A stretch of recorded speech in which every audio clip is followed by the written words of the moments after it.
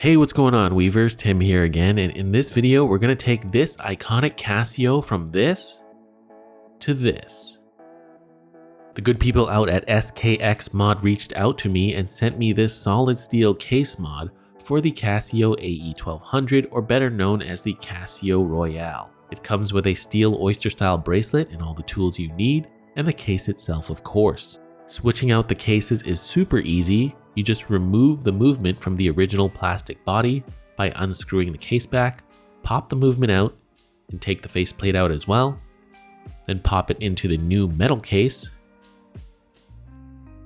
Don't forget the included gasket, and then screw on the metal case back on. This new case feels great, hefty, and the buttons are nice and responsive, even better than the original. So stick to the end of this video for more info about the case. Now here's a quick look at the watch with the metal bracelet, which is nice, but we're not here just for that.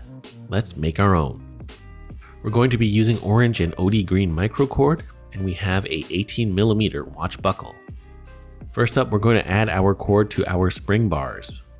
I'm going to use a toothpick as to not scratch anything. Then with the midpoint of my microcord, I'm going to push it through the top part of the gap to the back side. Then grab both running ends and pull them through the loop. Cinch up that first cow hitch. Now I'm going to do this for all 5 strands. 2 green, 1 orange in the middle, then 2 green again. Now to demonstrate the actual technique, I'm going to do that on 550 paracord, just so you can see what I'm doing. Otherwise my fingers would be in the way the entire time. So imagine this as a super zoomed in perspective of what you're doing. Starting from the first set on the left, the first right cord is going to wrap clockwise around the left cord. Then the left cord is going to move to the right behind the left, and then pass it over to the left and through the first loop created. That's the first snake knot. Moving on to the second set, take the right cord, do the same clockwise loop, but this time pass it through the loop of the snake knot to the left. Then proceed to tie the snake knot like before, with the right cord moving to the right, around the front, and then through the loop just made. From here you can tighten the first snake knot, and you can also partially tighten the second snake knot. Just leave the snake knot loop on the right open. Then from there, repeat the same steps, moving across your sets of cords. Tie the next knot so that it links with the previous, and then tighten the previous knot, and partially for the following knot, leaving the right loop open.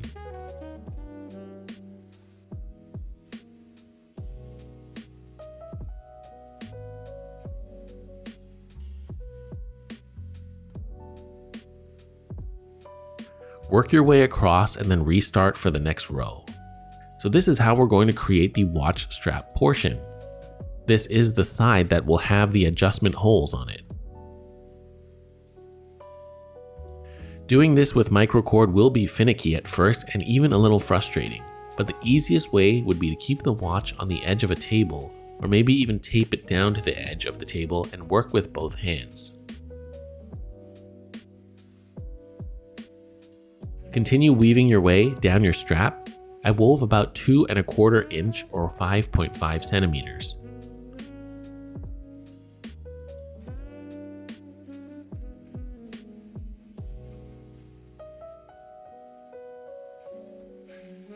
Now we can start adding our adjustment sizing holes. To accomplish this, tie the first 2 snake knots like before. Then when you reach the mid strand, the left mid strand is going to pass straight down through the snake knot loop closest to the left side. Then on the right, tie the snake knot and have the right mid cord pass straight down and through the right snake knot loop. Then on the right, tie the snake knot and have the right mid cord pass straight down and through the right snake knot loop closest. Then complete the row of snake knots.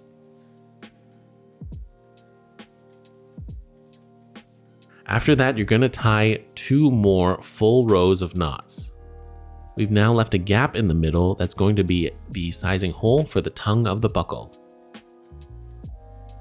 and then repeat the same method before, leaving the mid-strand gap to form the following hole. So I continue this method on my strap for a total of 6 adjustment holes. Now to form the tapered end of the strap, do this 2 rows after the last hole, and you're going to skip the first strand and then tie a row of 4 snake knots across, leaving the last strand unused as well. Do this for 2 rows.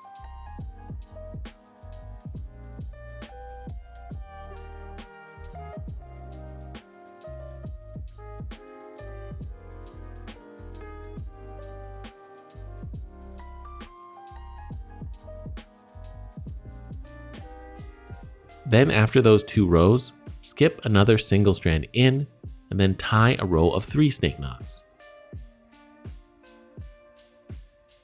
Again, leaving the last strand open as well. Same thing, 2 rows again.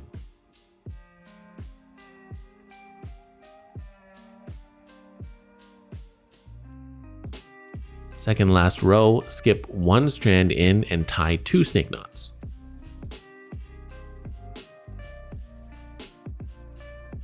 Then for the final row, you can tie a single snake knot with the 2 middle cords, and we have our tapered end. From here, you can snip the excess cords, melt with the lighter, and press down on them to lock them in place.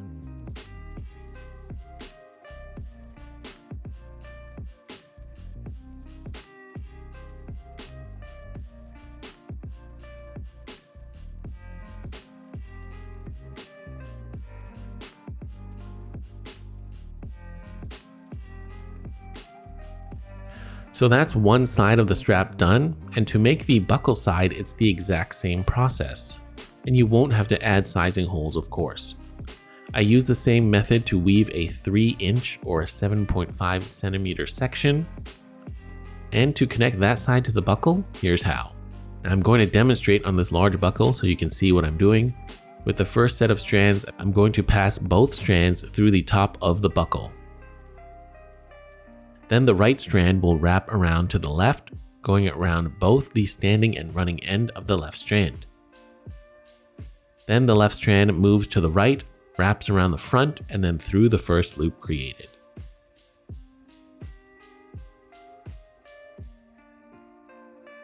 Tighten up and close that snake knot.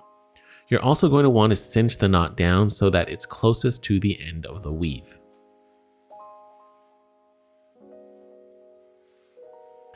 Then do the same for the remaining sets of the strands across the buckle. There's no need to connect these snake knots. Also, I suggest you snip off the excess and melt the ends as you go along. It'll be easier this way.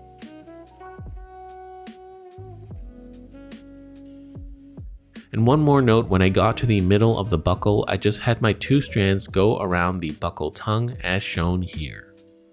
So here is the completed connection, and it looks quite clean. And finally, we're going to need a keeper loop for the strap, and I'm going to take a scrap piece of 550 I have. I'm going to remove the inner guts, snip both ends, and pull the white threads out. I'm going to wrap it around both straps just to get an idea of how long to make it.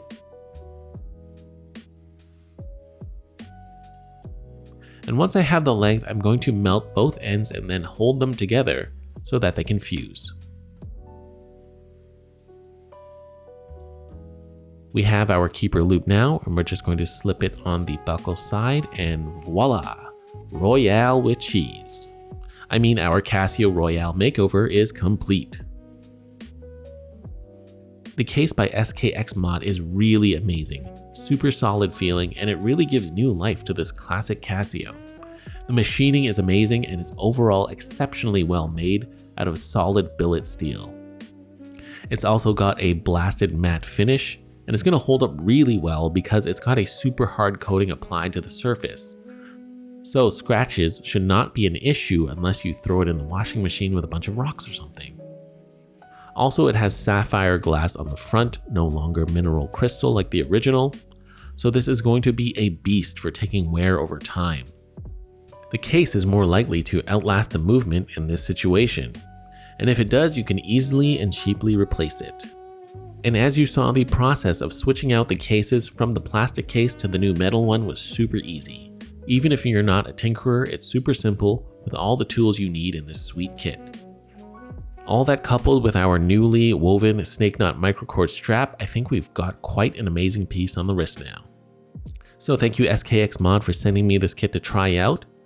So if you're interested in checking out one of these kits for your Casio Royale, feel free to check out the link to their website down below. You can even get this kit with a pre-installed movement.